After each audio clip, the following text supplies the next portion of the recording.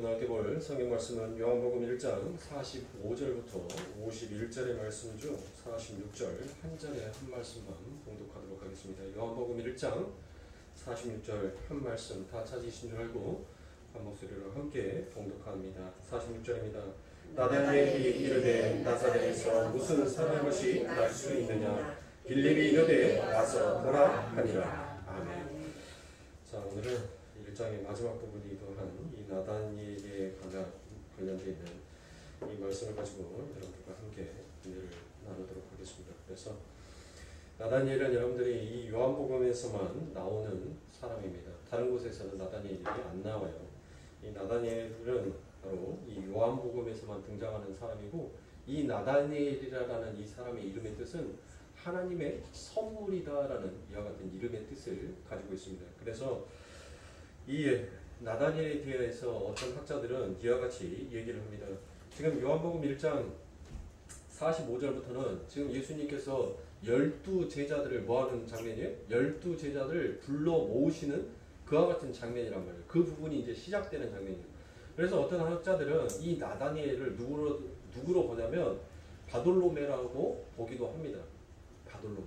왜냐하면 이 장면이 지금 예수님께서 12제자들을 뭐하는 거예요? 부르는 장면이기 때문에, 그래서 이 나다니엘이 바돌로메다라는 이와 같은 주장을 하기도 합니다. 그뿐만 아니라 이 요한복음 2의 공관복음에서도 나오는 예수님의 제자 바돌로메는 사실 사람의 이름이 아닙니다.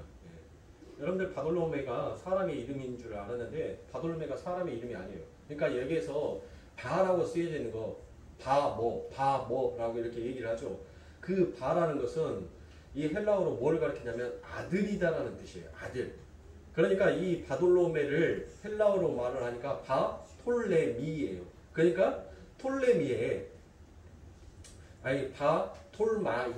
바톨마이 이걸 헬라어로 말하니까 바톨마이예요. 그러니까 이 톨마이의 아들이다라는 이와 같은 뜻이 됩니다. 그러니까 여러분들이 이렇게 쉽게 생각하시면 돼요. 이 바돌로메가 사람의 이름이 아니다라고 했으면 이 바를 어떻게 생각하시면 되냐면, 여러분들 성경에서 바요나 시모나라고 같이 이야기를 하죠. 바요나 시모나. 그럴 때 그 앞에 바가 여러분들 뭐예요? 요한의 아들 시모나라고 부르죠. 그러니까 누구의 아들을 가리킬 때 이 바를 쓰더란 거예요. 이 바. 그러니까 이 바돌로메는 사람의 이름이 아니라 바로 돌마이의 아들이다라는 그와 같은 뜻으로 여러분들이 보시면 되겠습니다. 그러니까 이거는 뭐 그렇게 중요하지는 않지만, 이 성경에서 이 바자가 들어가 있는 것은 거의 아들을 가리킬 때 주로 사용을 하더라라는 것 정도는 우리 성도님들이 아셨으면 좋겠어서, 그래서 제가 이 부분에 대해서 여러분들에게 먼저 말씀을 드리는 것입니다. 그런데 여러분들 항상 이 바돌로메가 등장하는 곳에는 누가 함께 있어요? 빌립이 항상 함께 있어요. 그래서 이 어떤 학자들이 이 나다니엘이 바돌로메다라는 이와 같은 추측을 하는데, 얼추 그 말이 또 맞기도 하더라라는 것이에요. 왜냐하면 늘 항상 함께 등장을 하기 때문입니다. 그러니까 요 정도는 여러분들이 그냥 가벼운 지식으로, 이 정도는 성경의 지식으로 좀 알고 계셔도 나쁘지 아니할 것 같아서 여러분들에게 말씀을 드리고 오늘 본문의 말씀으로 들어갑니다. 자, 오늘 본문에서 빌립이 나다니엘에게 가서 무엇이다라고 얘기합니까? 우리가 율법과 선지자들이 기록한 메시아 나사렛 예수를 만났다라고 그와 같이 외칩니다. 그런데 나다니엘이 바로 46절에서 무엇이다라고 얘기합니까? 나사렛에서 무슨 선한 것이 나겠느냐라고 그와 같이 얘기를 합니다. 자, 나사렛은 당시 유대 사람들에게서는 여러분들 잘 알려지지 아니하는 그런 깡촌이었어요. 깡촌. 아주 시골이었단 말이에요. 시골 중에서도 여러분들 너무나도 깊은 시골이었어요. 그러니까 유명하지도 않고 잘 알려지지도 않은 거예요. 그러니까 지금 이 나다니엘이 뭐 하는 거예요? 그 나사렛에서 예수님이 나왔다라고 얘기를 하니까, 나사렛 예수가 나왔다니까, 메시아가 나왔다니까 그 말을 뭐 하는 거예요? 무시한 거예요. 왜 무시를 했을까요? 나다니엘이 왜 무시를 했을까요? 이 나다니엘은 뭐에 능통한 사람이었어요? 이 나다니엘은 율법에 능통한 자였어요. 그래서 오늘 저는 여러분들과 이 나다니엘에 대해서 그동안 여러분들이 잘 알고 있었던 그 복, 나다니엘처럼 하나님의 율법을 잘 지키고 제사를 잘 지내서 나다니엘처럼 큰 부자로 잘 살으셔야 됩니다 라고 여러분들 그와 같은 설교들을 너무 많이 들으셨을 건데, 저는 그런 설교가 아니라 이 나다니엘의 지금 주님과의 대화 속에서 왜 이곳에서 주님께서 이 나다니엘에게 이와 같은 이야기를 하셨는지, 그리고 나다니엘은 그 주님과의 대화 속에서 과연 무엇을 깨닫고 있었는지를 우리가 한번 다른 측면에서 이 나다니엘을 접하여서 보자고요. 이 나다니엘이 율법에 능통했다는 것은 여러분들, 이 나다니엘은 그 마음속에서 무엇을 소망하고 있었냐면, 미가서 5장 2절에 보면 베들레헴 에브라다야 너희에게서 이스라엘 왕이 날 것이다 라는 그런 예언들이 있죠. 그렇죠? 미가서에 보면 미가가 바로 예언을 했던 사람이었으니까, 미가는 히스기야 왕 때 선지자이기도 합니다. 그러나 미가서의 그 구약의 예언들은 나다니엘이 잘 알고 있었다는 그런 의미가 되기도 합니다. 그리고 우리는 그 구절을 통해서 나다니엘이 메시아가 날 곳은 그런 허름하고 초라한 동네일 리가 없다라는 그와 같은 민족 메시아 사상도 또한 함께 갖고 있었음을 미루어 우리가 예측할 수가 있습니다. 분명 나다니엘은 예수님을 무시하는 발언을 했습니다. 나사렛에서 무슨 선한 것이 나겠느냐라고 그와 같이 얘기합니다. 그때 빌립이 나다니엘에게 와서 무엇이라고 얘기합니까? 와 봐라, come and see, 와서 봐 좀 라고 얘기를 합니다. 그런데 주님은 나다니엘이 오는 것을 보고 무엇이다라고 얘기합니까? 이는 참 이스라엘 사람이다라고 그와 같이 얘기합니다. 그리고 그뿐만 아니라 그 속에 간사한 것이 없도다라고까지 말씀을 하십니다. 자, 여기에서 간사한 것이 없다라고 되어 있는 것이 바로 헬라어로 돌로스입니다. 돌로스. 이 돌로스라는 것은 속이는 자, 간사한 자다는 이와 같은 뜻이 있어요. 자, 그러면 여러분들 돌로스, 이 간사하다는 거 말 안에는 뭐가 있다고요? 속이는 자, 그렇죠? 간사한 자, 이와 같은 뜻이 있어요. 그러면 여러분들 우리가 속이는 자, 간사한 자라고 하면 머릿속에서 여러분들 제일 먼저 떠오르는 사람이 누구예요? 누가 떠오를까요? 꾀가 많은 자, 겉모술 수 있는 자. 그래요. 야곱이에요. 야곱이 우리들의 머릿속에는 먼저 떠오르게 될 것입니다. 자, 그러니까 여기서 간사한 자, 돌로스라는 단어와 그 이스라엘이라는 단어가 동시에 이렇게 떠오르는 것을 보면 뭔가 지금 야곱의 이야기를 가지고 주님은 그 나다니엘에게 무엇인가 비교하여서 설명을 하고 싶어 하는 것을 우리가 금방 알 수가 있는 것입니다.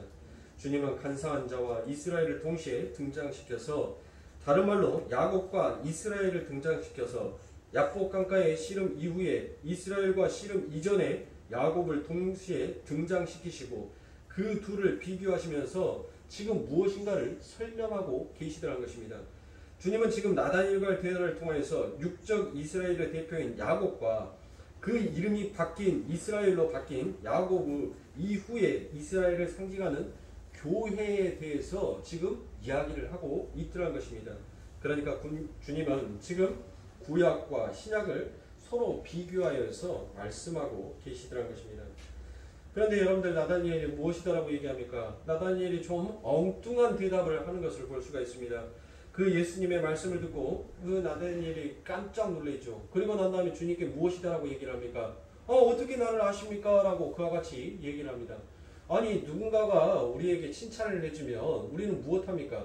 아니, 좀 겸손한 맛이 있어야 될 거 아닙니까? 그렇죠. 자기를 좀 낮추는 맛이 있어야 되잖아요. 적어도 예의 범절을 아니면 무슨 그런 과찬의 말씀을, 저는 그런 사람 아니에요. 저는 정말 미천하게 그지없는 사람입니다 라고 이와 같이 대답을 해야 되는데, 여러분들 이 지금 나다니엘은 주님의 그 칭찬 앞에 무엇이다라고 얘기하냐면, 아니 당신이 나를 어떻게 알아? 라고 이와 같이 엉뚱한 대답을 한단 말이에요. 자, 그것은 지금 나다니엘이 무엇한다는 거예요? 나다니엘의 교만을 나타내서 이야기하는 것이 아니라 나다니엘이 지금 예수님이 말씀하시는 바가 무엇인지를 여러분들 이해를 했다라는 그와 같은 뜻입니다. 예수님의 말씀은 단순히 자신을 칭찬하는 말씀이 아니라 뭔가 다른 내용을 담고 있다는 것을 나다니엘이 여기서 알았기 때문에 어떻게 나를 아십니까? 라는 그와 같은 질문을 한 것입니다. 그리고는 내가 무화과 나무 아래에 있을 때 내가 너를 보았다라고 엉뚱한 말씀을 주님께서 하십니다. 그런데 나다니엘이 그 말을 듣자마자 무엇이다라고 고백을 합니까? 당신은 하나님의 아들이요 이스라엘의 임금입니다 라고 그와 같이 표현합니다. 임금이다라고 고백하는 것은 여러분들 무엇입니까? 바로 당신이 메시아입니다 라는 그와 같은 고백이기도 합니다. 당시에 유대 땅에서 무화과 나무는 유대 민족의 번영을 상징하는 표현으로 사용될 정도로 팔레스타인 지방에는 아주 번식했던 것이 바로 무화과 나무입니다. 그 무화과 나무는 커다란 잎으로 그늘을 늘 만들어 주었기 때문에 당시의 납비들이 율법을 교육하거나 묵상하는 장소로 아주 즐겨 사용하는 곳이기도 합니다. 나다니엘은 그 무화과 나무 아래에서 자주 율법에 기록된 메시아를 묵상했을 것입니다. 그런데 주님께서 내가 무화과 나무 아래에 있을 때 이미 내가 너를 보았다라고 그와 같이 말씀을 하시니까 이 나다니엘이 깜짝 놀란 거예요. 거기에서 보았다라고 되어 있는 것이 헬라어로 에이도입니다. 에이도. 이 에이도라는 것은 단순히 의지적인 측면뿐만이 아니라 내가 주목하고 있다라는 의지적인 측면까지도 그 속에 같이 내포되어 있는 단어가 바로 에이도입니다. 그러니까 나다니엘이 깜짝 놀라서 주님을 하나님의 아들이요 이스라엘 왕이다라고 그와 같이 고백을 한 겁니다. 여기에서 나다니엘이 주님을 가리켜 하나님의 아들이요 이스라엘 왕이라고 고백하는 것이 바로 메시아다라는 그와 같은 고백이다라고 얘기했죠. 당시 유대인들은 메시아를 이렇게 부르기도 했습니다. 하나님의 아들 이스라엘 왕. 유대인들이 기다렸던 메시아의 또 다른 호칭이기도 하더란 것입니다. 우리가 너무나 잘 아는 사무엘하 7장에 가서 다윗 언약의 몇 구절을 보면 제가 몇 구절을 보고 제가 더 설명을 이어가도록 하겠습니다. 사무엘하 7장 12절부터 13절의 말씀에 보면 내 수완이 차서 내 조상들과 함께 잘 때 내가 내 몸에서 날 자식을 내 뒤에 세워 그 나를 경고케 하리라.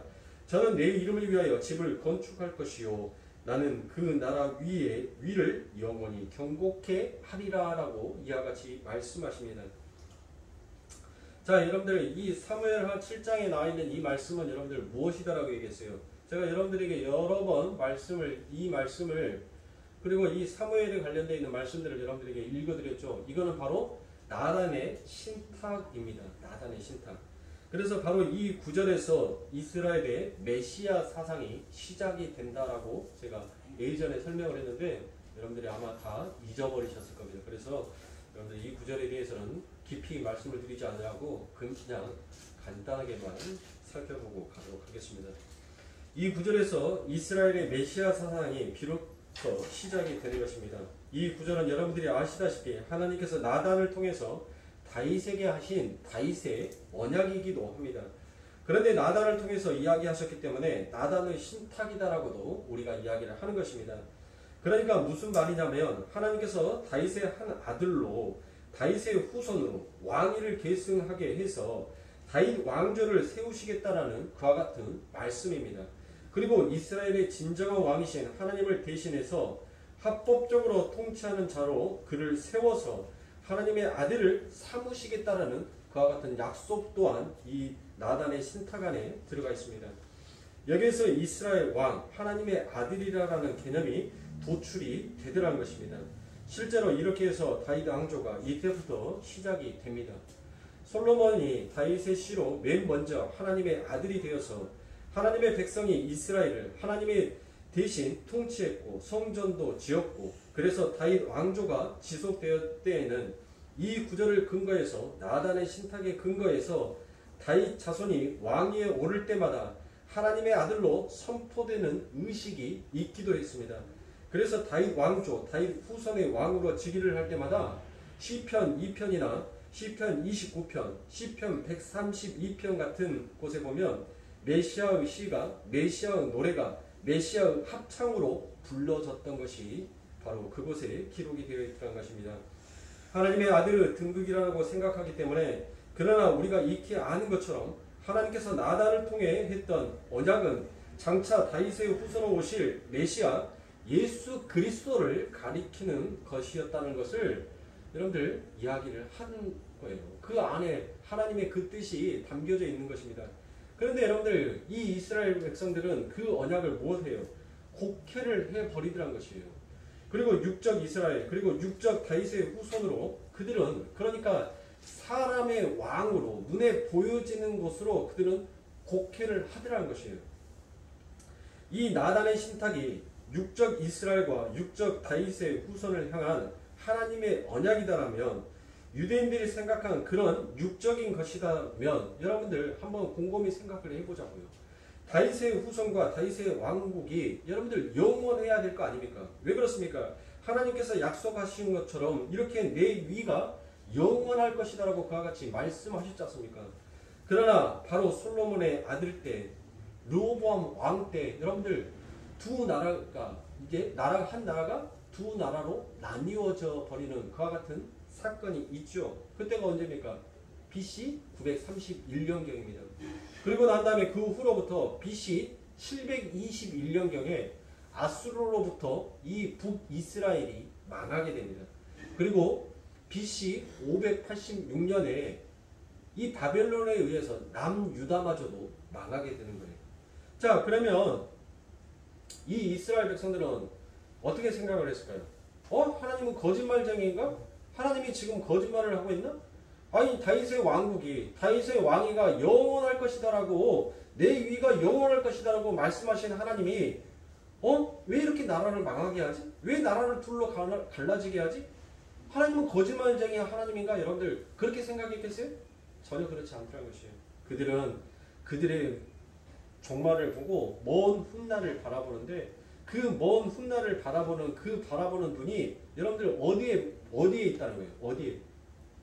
세상에 땅에 있더란 거예요. 땅에. 하늘에 있는 것이 아니라 땅에 머물러져 있더라는 것입니다. 그래서 다윗의 후손을 하나님이 다시 세워서 다윗의 왕국을 이 땅에 다시 재건하시겠다는 그런 약속인가 보다 하고 그 하나님의 아들이요 이스라엘의 왕인 그 메시아를 기다리기 시작했다는 것입니다. 자기네 나라가 이제 망하여 버렸으니까 다윗의 왕조가 이제 끊어져 버렸으니까 그러니까 그들의 마음속에서는 이와 같은 메시아 사상이 그들의 마음속에서 이제 간직하게 되더라고요. 그들의 마음속에 소망으로 다시 남게 되더라는 것이에요. 그러니까 메시아, 민족 메시아 사상은 여러분들 여기에서부터 출발이 되더라는 거예요. 여기에서부터 시작이 되더라는 것이에요. 하나님께서는 반드시 그 다윗 왕처럼 부강한 나라, 어느 누구도 그 왕국을 넘보지 못하는 그와 같은 나라를 만들 것이고 그리고 여러분들 그 다윗의 아들이 솔로몬이었죠. 그 하나님의 아들이라고 칭함을 받은 그 솔로몬에 의해서 여러분들 부한 나라가 될 것이다라는 그와 같은 생각을 하고 있더라는 것이에요. 그런데 여러분들 이 생각이 얼마나 멍청한 생각입니까? 얼마나 미련한 생각이에요. 여러분들 솔로몬 시대에 여러분들 그 솔로몬의 그 엄청난 것을 누렸었을 때 여러분들 백성들은 뭐 했어요? 백성들은 곡하는 소리가 땅에서 그 울부짖는 소리가 늘 하늘을 여러분들 하늘을 늘 울렸단 말이에요. 하늘을 왕이 미쳤다라고 얘기를 했단 말이에요. 도저히 살 수가 없었어요. 그 엄청난 신전을 만들고 그 엄청난 것들을 하기 위해서 백성들의 고열을 여러분들 하나님의 그 아들이 쥐어짰단 말이에요. 그런데도 여러분들 그 고생을 했으면 여러분들 뭔가를 깨우쳐야 돼요. 뭘 알아야 돼요. 어휴 저 지긋지긋한 고생 나는 두 번 다시는 하고 싶지 않다라는 여러분들 그것을 즉시 해야 될 거 아닙니까? 그런데 얘들은 뭐 하는 거예요? 또 나는 그 고생이어도 좋으니까 나는 그와 같은 후손으로 그와 같은 민족으로 나는 그렇게 가고 싶다. 근데 그것이 바로 어디에서부터 출발하더라고요? 나에게서부터 출발하더라고요. 그러니까 이 민족 메시아 사상은 여러분들 내 아들이 분명 저와 같은 하나님의 아들 메시아로 태어나게 되면 나는 뭐 하게 된다고요? 쨍하고 해뜰 날 쨍하고 해뜰 날 돌아온단다. 어디로? 그 세상의 권력의 자리로.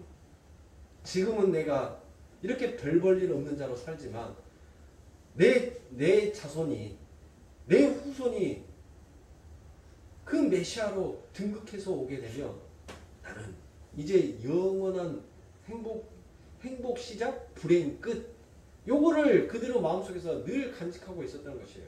그러니까 얼마나 미렁퉁이냐고요, 인간이. 얼마나 바보냐고요, 여러분들.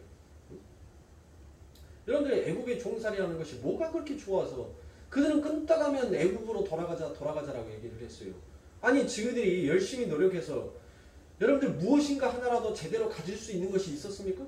그렇게 죽으라고 고생을 해봤자 결국 갖는 거라고는 여러분들 하루 세 끼더란 거예요. 하루 세 끼. 예? 죽으라고 고생을 했는데 그들의 손에 쥐어지는 것은 하루 세 끼예요. 그냥 비바람 피할 수 있는 작은 움막 하나에 하루 세 끼 먹는 것, 그것을 여러분들 바라보면서 그들은 애굽에 종살이 하는 것을 마다하지 않더란 거예요. 이 세상과 여러분들 똑같지 않아요? 이 세상과 똑같잖아요. 우리가 하루 죽어라고 고생하는 이유가 뭡니까? 뭘 남기기 위해서 여러분들 이 죽어라고 고생을 하단 말이에요. 예?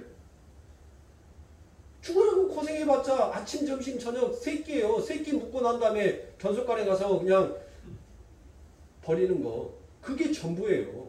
예?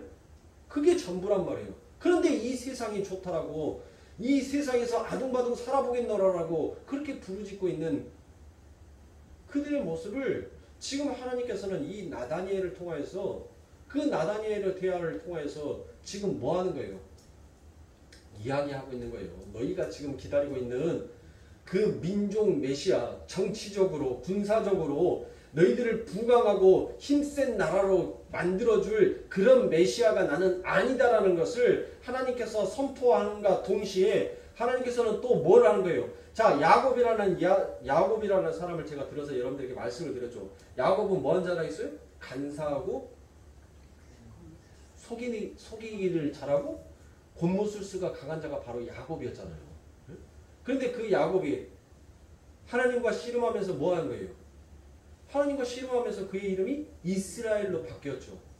그러니까 너희들이 기다렸던 그 하나님은, 그 예수는 절대로 너희들이 골백번 죽는다 하더라도 그 예수는 오지 않는다라는 것을 하나님께서는 구약의 말씀으로 이 나다니엘에게 얘기를 한가 동시에 신약적인 부분으로 이야기를 하더라는 거예요. 어떻게 이야기를 합니까?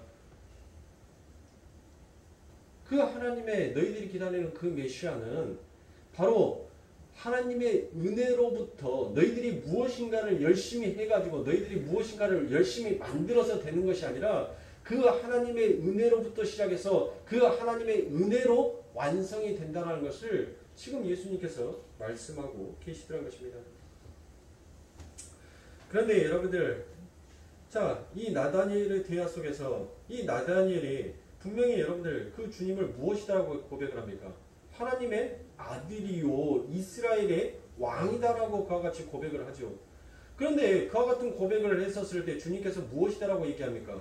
주님께서 그 고백을 듣고 난 다음에 여러분들 그 고백이 지금 나다니엘이 하는 고백이 틀린 고백은 아니에요. 그렇다고 해서 나다니엘이 온전하게 여러분들 그 주님을 받고 온전하게 완벽한 고백을 한 것 또한 아닌 것입니다. 그래서 주님께서는 오늘 본문 51절에 무엇이다라고 얘기를 합니까? 나다니엘아, 네가 나에게 해야 할 고백은 바로 이와 같은 고백이다라는 것을 오늘 51절에서 주님께서 말씀하십니다. 51절 보겠습니다. 또 가라사대 진실로 진실로 너희에게 이르노니 하늘이 열리고 하나님의 사자들이 인자 위에 오르락 내리락 하는 것을 보리라 하시니라 라고 얘기합니다. 자, 여러분들 인자 위에 오르락 내리락 하는 것을 보리라 라고 얘기하는 이 말씀 있잖아요. 이거 어디서 많이 본 거잖아요. 어디서 본 거예요? 창세기에서 봤죠? 야곱이 뭐 하니까? 야곱이 돌베개 베고 잘 때 여러분들 뭐예요? 천사가 오르락 내리락 오르락 내리락 했잖아요. 그렇죠? 지금 주님께서는 지금 구약에 네가 기다리고 있는 그 메시아가 바로 나다라는 것을 지금 주님께서는 이야기하고 계시는 것입니다. 그래서 주님은 지금 나다니엘에게 내가 지금 나를 하나님의 아들이요 이스라엘 왕이라고 고백을 하는데 너는 나를 민족 메시아로 알아보고 있다라는 그와 같은 마음도 거기에 있습니다. 그러나 하나님의 아들 참 메시아는 단순히 너희들을 정치적으로 군사적으로 잘 먹고 잘 사게 해주고 태평성대를 이루어주기 위해 온 자가 아니라 하늘을 열고 땅과 하늘 사이에 중보자로 오는 것이다라는 것을 지금 주님이 이야기하고 계시는 것입니다. 그래서 나다니엘에게 내가 더 큰 일을 보리라라고 그와 같이 말씀을 하십니다. 그러면 분명히 주님께서는 무엇으로 먼저 시작을 해요?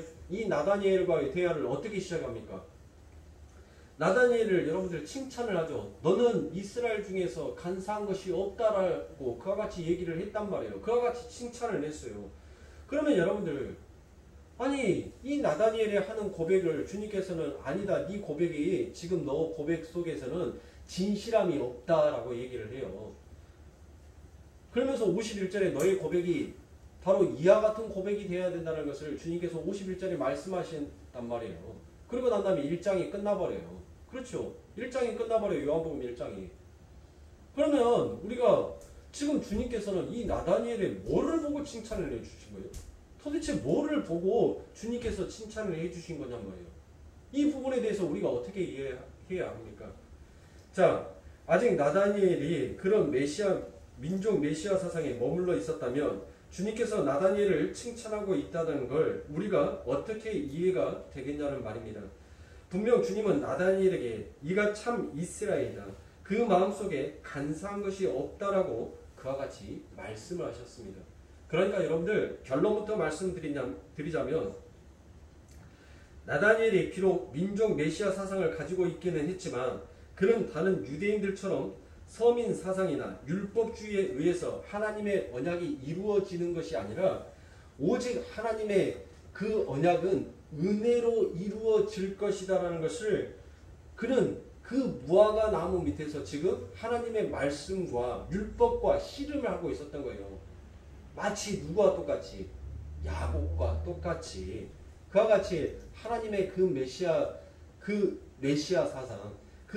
사상을 그 하나님이 주신 그 율법의 말씀과 무화과 나무 밑에서 씨름하는 그것을 하나님께서 보고 있었단 말이에요. 그런데 그 보고 있는 그가 무엇을 깨달은 거예요? 무엇을 안 거예요? 아, 하나님께서 이 메시아를 우리들에게 보내주셔서 그 하나님의 나라를 건설하겠다라고 하는 것은 이거는 우리의 공로가 되는 것이 아니라 바로 하나님의 은혜로부터 시작해서 은혜로 끝나는 것이다를 이 나다니엘이 그것을 알았단 말이에요. 그것을 깨달았어요. 그러니까 주님께서는 무엇을 보는 거예요? 주님께서는 예지력으로 우리를 바라본다고 했잖아요. 불꽃 같은 눈동자로 그냥 우리의 겉모습만 봐서 야, 너 오른쪽 눈에 눈곱 꼈어. 너 이빨에 고춧가루 꼈어. 이렇게 눈에 보이는 것을 가지고 얘기하는 것이 아니라 불꽃 같은 눈동자로 우리의 속마음을 읽어버리신단 말이에요.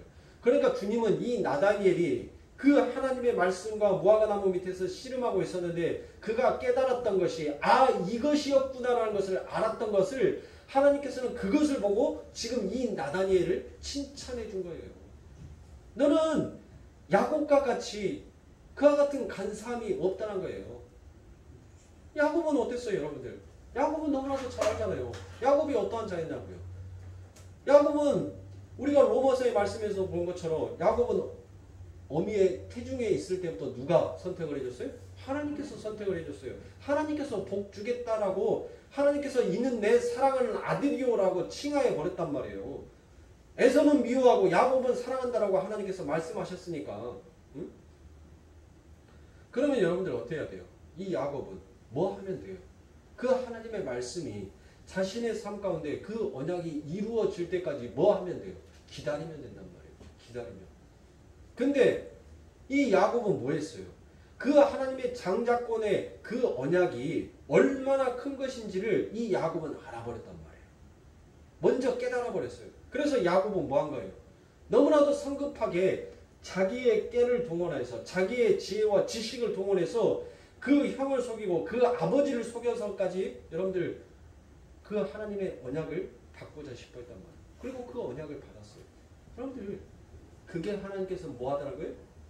그 모습을 보고 이는 속이는 자요 간사한 자다라고 얘기를 해버린 거예요. 왜요?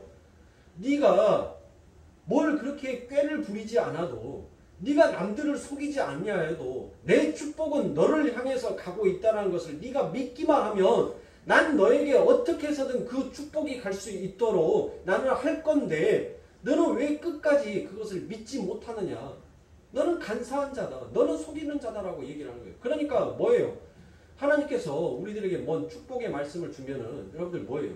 그게 곰방 내일이라도 당장 뭐 해야 돼요? 천지가 개벽할 만큼 일어나야 돼요. 그게 일어나지 아니하면 여러분들 뭐예요? 하나님 왜 더디 주세요? 그리고 어떻게 해서든 간에 악착같이 우리의 지혜와 우리의 깨와 우리의 권모술수를 동원해서 그것을 어떻게 해서든 간에 내 걸로 만들어버리고 싶어하는 그와 같은 인간의 더러움과 나약함과 죄악됨이 연실 그 안에 담겨져 있더란 것이에요. 그런데 나다니엘에게는 뭐가 없더란 거예요? 그게 없더란 거예요. 그게. 하나님과 그렇게 씨름하면서 그렇게 하나님의 율법의 말씀, 제사를 지내면서 그는 뭐를 깨달았던 거예요? 아, 이게 내가 한다라고 해서 되는 것이 아니었구나. 이건 모든 것이 전부 다 율법의 말씀을 읽는 것도 하나님의 은혜요. 내가 하나님 앞에 나와서 제사를 지내는 것도 하나님의 은혜요. 내가 지금 이 메시아를 기다리고 있는 이 마음조차도 하나님의 은혜이구나라는 것을 이 나다니엘이 깨달았어요. 그리고 난 다음에 뭐 한 거예요? 그가 뭘 했어요? 안 했단 말이에요. 왜요? 그가 행하였다면, 그가 그 예수를, 그 메시아를 찾아서 다녔다면 빌립이 나사렛 동네에서 예수를 봤어, 나 메시아 봤어 라고 얘기했었을 때 정말 내가 그토록 찾았던 그 예수가 거기 계셨단 말이야? 그 꽁꽁 그 깡촌에 아무도 알아주지 않는 그곳에 예수님이 숨어 계셨단 말이야? 라고 얘기를 했을 거란 말이야. 그런데 뭐 했어요? 그는 무시를 했어요. 아니야, 그럴 일이 없어. 내가 율법에서 봤던 그 예수님은 절대 그런 빈약한 곳에서 태어날 리가 없어. 정말 멋지고 정말 많은 사람들이 알아주는 그런 좋은 집안에서 그런 좋은 고장에서 태어나실 거야 라는 그와 같은 마음의 소망으로만 늘 기다리고 있었단 말이에요. 그 메시아를. 이 말씀 속에서 이 나다니엘 속에서 여러분들 우리는 무엇을 축복으로 알아야 돼요? 무엇을? 우리에게는 이미 복을 받은 자예요. 근데 그 복은 어디에서만 이루어질 수가 있어요? 왜 야곱이 여러분들 그 외삼촌 라반의 집에서 아니 먹고 살 만큼 여러분들 벌었어요. 이제 평생 먹고 살 만큼 여러분들 그만큼 자기의 권모술수와 그 깨로 인하여서 부가 쌓였다니까요. 부를 얻었어요. 그런데 왜 이 야곱이 기어코 여러분들 그 아버지의 땅으로 되돌아가고 싶어 하냐? 여러분들 그거 한번 생각해 보셨어요? 아니 여러분들이 이 세상에서 여러분들이 그렇게 바라고 싶어하는 부를 누리고 명예를 누리고 권력의 힘을 얻었었을 때 여러분들 정말 되돌아가고 싶으세요? 그 모든 것들을 다 얻었는데 여러분들 인간이 되돌아간다는 것이 여러분들 쉬워요? 절대로 쉽지 않아요. 근데 야곱은 무엇을 깨달은 겁니까? 그 하나님의 언약은, 그 하나님의 약속은 하나님의 땅, 하나님의 나라, 내 아버지의 집에서만 그 언약이 효력을 발생할 수가 있다는 것을 이 야곱이 그 인생의 험준한 인생을 걸어가면서 여러분들 그것을 깨달은 거예요. 그것을 안 거예요. 그래서 그는 죽을 용기를 다해서 뭐합니까? 죽을 용기를 다해서 간 거예요. 그런데 끝까지 자기의 간사함, 자기의 속임을 가지고 있다는 거예요. 그러니까 인간은 죽을 때까지 변해요, 안 변해요? 안 변해요. 그러니까 좀 변하라고 얘기하지 말아요, 여러분들. 좀 상대한테 너 변해봐 라고 얘기하지 말라니까요. 여러분들 변화는 내 마음이 변화가 되면 세상이 바뀐 것처럼 보여요. 근데 나도 안 바뀌어요. 고로 상대도 안 바뀌어요. 그러니까 바뀌어야 된다? 바뀐다. 그런 말씀 하시지 말라고요. 그거 바뀌면 여러분들 그것이 바뀌게 되면 하나님께서 우리 이 땅에 안 놔둔다니까요. 데리고 올라가요. 너 내가 원하는 그 일 너 다 했구나. 이제 가자. 내 아버지 집으로 가자. 내 아들아 너 이 땅에서 있을 필요가 없다. 그리고 데리고 가요. 아니 뭐 한다고 하나님께서 우리들에게 하고 싶어하는 일이 바로 그건데 지금 육신의 내가 아닌 영혼의 나로 바뀌고 변화되기를 원해서 하나님께서는 이 땅에 우리를 훈련시키고 있는 건데 아니 그것이 바뀌게 되면은 하나님께서 뭐 한다고 우리를 이 땅에 두겠냔 말이에요. 에? 아니 생각을 해보시라니까요. 그게 돼요? 우리가 지금 부처를 믿습니까? 아니 우리가 막 뭐 수행을 하고 고행을 하면 여러분들 우리가 바뀌어요? 변화가 돼요? 아니 그러면 여러분들 하자고요. 작정기도 100일 교회에서 먹고 자고 100일 동안 한번 해보자고요. 그렇게 바뀔 수만 있다며. 그런데 여러분들 그 기도 딱 끝나고 난 다음에 저 문 딱 나가는 순간 뭐 이 새끼야? 뭐라고? 눈물 콧물 100일 동안 다 빼놨는데 딱 나가자마자 누군가 나한테 좀 씻고 좀 다녀라. 냄새가 그 말 딱 하면은 바로 입에서 뭔 말 나와요? 뭐라고? 안 바뀌어요. 그러니까 인간을 바뀌어야 된다, 변화해야 된다라는 말씀 여러분들 하지 마세요. 그냥 일찌감치 포기하는 것이 내 신간이 편해요. 내 속이 편해요. 그러니까 아휴 저놈의 인간은 왜 안 바뀌냐. 나이가 묵으면 바뀔 줄 알았는데 왜 안 바뀌냐 하고 이 웬수야 하고 남편들 괜히 구박하지 마시고 아내들 괜히 구박하지 마시고 여러분들 그래 너는 처음부터 그런 존재였어. 너는 원래 그런 사람이었어. 라고 하면은 여러분들 마음이 뭐예요? 편하단 말이에요. 편해. 거기다가 자꾸 무엇을 플러스를 시키려고 하니까 속에서 뭐예요? 뽀그작뽀그작 올라오는 거예요. 예? 플러스 시키지 말고 마이너스 시키세요. 마이너스. 너는 원래 이거 못하지. 너는 이거 원래 안 되지. 자꾸 마이너스 시키면 여러분들 뭐예요? 기대를 안 하니까 실망도 안 하는 거예요. 실망을 안 하니까 짜증도 안 나는 거예요. 짜증이 안 나니까 뭐예요? 내 소가지가 편한 거예요. 그러니까 여러분들 요것도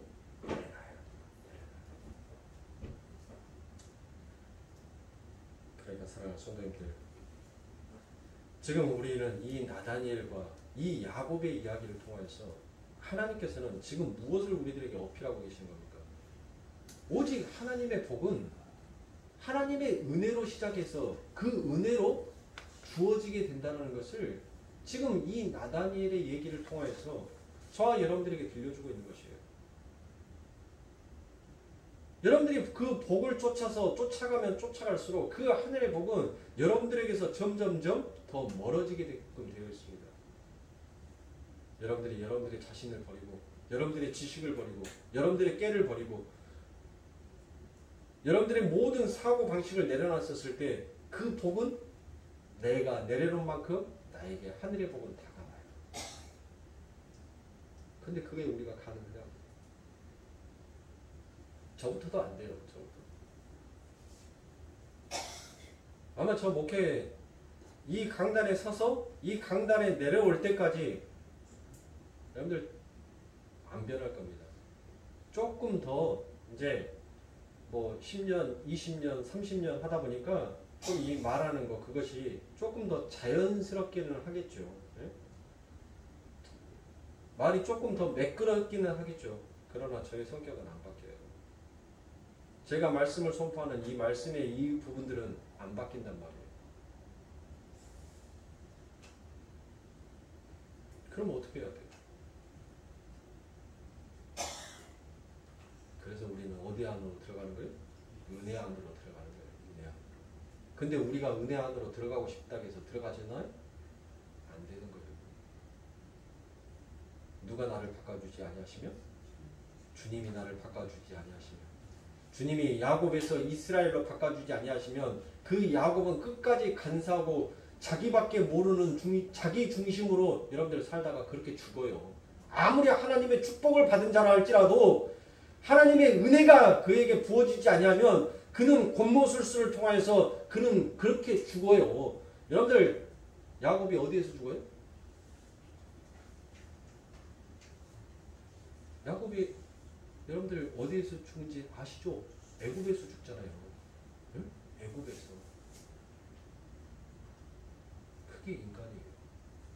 인간은 끝까지 자기를 내려놓지 못하는, 한순간도 자기를 벗어나지 못하는 것이 그게 인간인 거예요. 그래서 우리는 은혜로 시작하고 은혜로 끝을 내야 한다는 것입니다. 주님은 이 나다니엘을 그것을 한 거예요. 그것을 보신 거예요. 네가 그렇게 하나님을 기다렸던 그 하나님이 이제 네 앞에 서 있다는 것을 지금 하나님께서는, 주님께서 이 나다니엘에게 말하고 있는 것입니다. 사랑하는 성도, 우리는 복 받은 자가 맞아요. 그리고 그 복은 반드시 아버지 하나님의 나라에서 그 언약이 성취가 됩니다. 그러면 여러분들, 우리는 복 받은 자지요. 그리고 우리 안에는 누가 계세요? 하나님이 계시죠. 그러면 하나님이 임재한 곳이 어디예요? 그게 하나님의 나라지 않습니까? 아니, 맞아요, 틀려요. 맞죠. 그렇죠. 하나님의 언약은, 하나님의 복은 하나님의 나라에서만 이루어질 수가 있다라고 제가 말씀을 드렸으니까, 우리 안에는 우리가 바로 성전이요 교회다라고 했잖아요. 우리 안에 하나님께서 임재하여 계신다라고 얘기를 했잖아요. 그러면 우리 마음이 결국 하나님의 나라인 거예요. 그러면 우리는 어디에서부터 출발했단 거예요? 복으로부터 출발을 했단 거예요. 그 복이 효력을 발생할 때까지 우리는 이 야곱처럼 꾀를 부리는 자가 아니라 이 나다니엘처럼 그 하나님의 말씀과 씨름하고 고민하면서 그 복을 기다리면 되는 거예요. 내가 먼저 나서려고 하면은 아니 되더라는 것이에요. 내가 먼저 나서니까 야곱이 무슨 고백을 해요? 나 험준한 인생 살았어. 험악한 인생 살았어. 그러니까 못한데 지가 먼저 앞장서냐고요. 가만히나 있으면 하나님께서 알아서 축복 주실 건데, 알아서 복 주실 건데, 네? 먼저 설레발 쳐서 나서니까, 설레발을 떠니까 여러분들 고생하는 거예요. 저와 여러분들이 왜 복받은 자로 출발했는데 왜 우리들의 삶 가운데 이와 같은 고생과 험준한 인생이 펼쳐지냐고요. 내가 먼저 주님이 일하시기 전에 내가 먼저 앞장서서 가버리니까, 그러니까 험준한 인생을 사는 거예요. 주님이 내게 복 주신 자, 너는 복 받은 자다라고 우리가 그 말씀을 믿는다면 그 복이 현실화 될 때까지 우리는 뭐 하면 돼요? 하나님의 말씀 앞에서 기다리면 되는 거예요. 말씀을 상고하고 하나님 앞에 기도하고 간청하면서 기다리면 되는 거예요. 기다리면 그 복은 반드시 이루어진다니까요. 반드시. 우리 하나님이 못하시는 일이 있어요? 그러나 우리 하나님이 못하시는 일이 있으면 전지전능한 하나님이 아니죠. 안 그래요? 그런데 우리는 그 하나님을 전지전능하신 하나님이다라고 이야기를 하잖아요. 고백을 하잖아요. 그 고백은 뭐예요? 우리 하나님은 못하시는 일이 없다는 하나님이에요. 당신이 하신 언약은 반드시 이루시는 하나님이다라는 거예요. 그러면 우리들에게 복 주셨으니까 여러분들 그 복은 반드시 우리들의 삶 가운데 이루어질까요? 안 이루어질까요? 이루어진단 말이에요. 그러니까 그 복이 이루어지는 시간을 자꾸 뒤로 늘치지 말라고요. 사랑하는 성도님들, 자꾸 그것을 뒤로 빼지 마세요. 기다리시란 말이에요. 하나님께서 너 그 자리에 서! 라고 하면 광야에서 그 이스라엘 백성들이 그 구름기둥이 그 불기둥이 딱 섰었을 때 그 자들이 섰던 것처럼 우리는 하나님의 말씀이 너 여기에 서! 그리고 말씀을 묵상해, 상고해, 순종해 라고 하면 여러분들 그 자리에서 기다리면 되는 거예요. 기다리면 누가 해주시는 거예요? 그 나머지의 여정을 하나님이 인도해 주시는 거예요. 그게 믿음이지. 근데 우리들의 삶 가운데 그게 안 되니까 자꾸 말씀 가운데서 우리가 뭐 하는 거예요? 부서지는 거예요. 깨지는 거예요. 그래서 신앙생활을 하는 거고, 그래서 우리가 자꾸 기도할 때마다 여러분들 주여 나를 용서하여 주시옵소서라고 여러분들 그와 같은 고백을 하는 거예요. 그러니까 우리 주님이 가르쳐 주신 그 주기도문만큼, 그 기도문만큼 정말 완벽한 기도문은 없어요.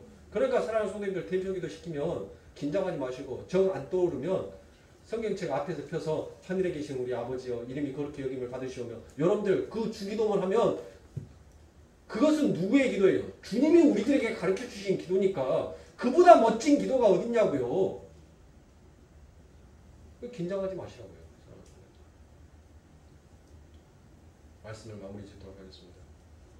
더운 여름날 여러분들 하루하루가 여러분들 정말 선풍기 에어컨 아니면 견딜 수가 없을 만큼 여러분들 가만히 있으면 가만히 있으면 제가 오직 있었으면 이거 전기세 포기하자 하고 이제 요즘 저녁에는 틀고 자요. 왜냐면 너무 많이 땀을 흘려버리니까 그 다음날 기진맥진해서 잠을 애기가 방학이니까 새벽기도 갔다 와서 1시간만 자고 일어나야지 라고 해서 딱 시계 보면 막 10시가 되겠고 막 그래요 시계가. 근데 그렇게 잠을 푹 자고 그렇게 했는데도 뭐 닭병 걸린 사람처럼 밥 먹고 나가고 소파에 앉아있으면은 고개를 받고 이렇게 자고 있어요. 자고 하루 종일 그렇게 자요. 그래서 안 되었기를 그냥 밤에도 시원하게 에어컨 그냥 틀어놓고 자자. 전기세 저거 나와봤자 앞으로 더 나와봤자 2달 내가 전기세 저거 내부르고 그냥 바깥에서 내가 맛있는 음식 맛있는 음식 2번 외식했다라고 생각을 하고 그래 틀고 자자 하고 그냥 틀어놔버려요. 지금 그것이 몸이 덜 축나니까 덜 제가 보대끼니까. 안 그래도 한 겨울에도 이불이 앞뒤로 척척할 정도로 젖어가지고 항상 이불을 바깥에다 말릴 정도로 그렇게 땀을 흘리고 자는데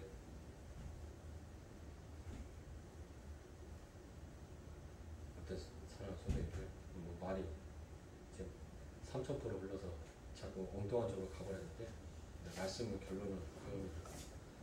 여름이 아무리 치가 길어봤자 여러분들 가만히 기다리면 여러분들 이 여름 가요 안 가요?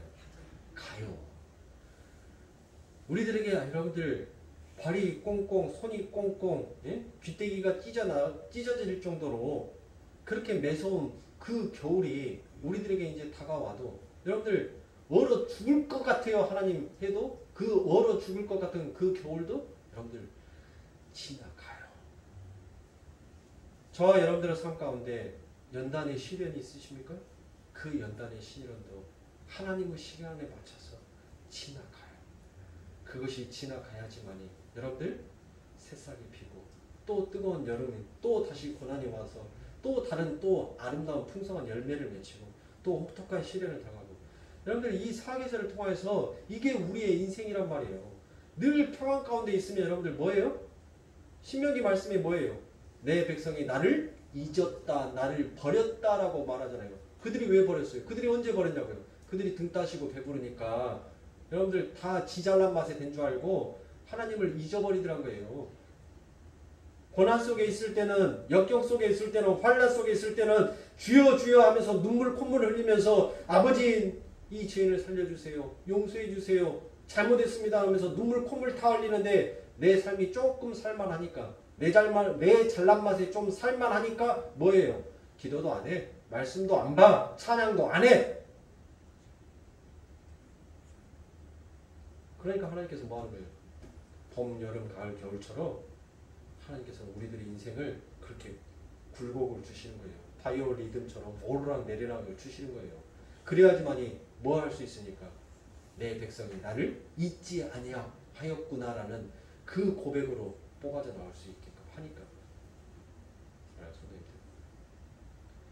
여러분들의 머릿속에서 단 한 가지 잊어버리지 말아야 할 것은 나는 창세 전에 하나님으로부터 복을 받고 출발한 자다라는 이 사실을 여러분들 절대 여러분들의 머릿속에서 잊어버리지 마십시오. 내 어미의 복중에 있었을 때부터 나는 너를 알았고 나는 너를 사랑했다라고 했던 그 하나님의 고백을 여러분들 절대 머릿속에서 잊어버리지 마세요. 그리고 그 하나님의 사랑이 그 하나님의 뜻이 우리들의 삶 가운데 이루어질 때까지 우리는 묵묵히 그 자리에서 기다리시면 돼요. 그러면 하나님이 다 해주세요. 이것만큼 편안한 신앙생활이 어디 있습니까? 이것만큼 자유한 신앙생활이 어디 있냐고요. 근데 무엇은 자유를 또 찾으세요? 그것은 자유가 아니에요. 그건 방종인 거예요. 방종. 여기에서 더 편한 것을 찾는다는 것은 이 진리 위에서 더 편하고 더 안식을 찾겠다라는 것은 그건 여러분들 하나님 앞에 있어서 방종인 거예요. 진리의 말씀을 통해서요. 내가 만든 내 진리가 아닌 하나님이 주신 그 하나님의 진리의 말씀으로 들어와야지 여러분들 살 수가 있는 것입니다. 죽을 것 같은 이 여러분들 이제 얼마 안 남았어요. 곧 있으면 처서예요. 아무리 지가 깝죽거려봤자 쳐서 절기 지나면 여러분들 아침과 저녁으로는 선선한 바람이 불어옵니다. 조금만 힘내세요. 우리의 인생도 조금만 힘내세요. 그러면 하나님께서 반드시 쨍 하고 해뜰날 우리들에게 주실 것입니다. 그날을 여러분들 소망하시고 그날을 바라보면서 이 고통의 연날을 소망으로 잘 인내하여 견디시길 주님의 이름으로 축원합니다. 기도하겠습니다.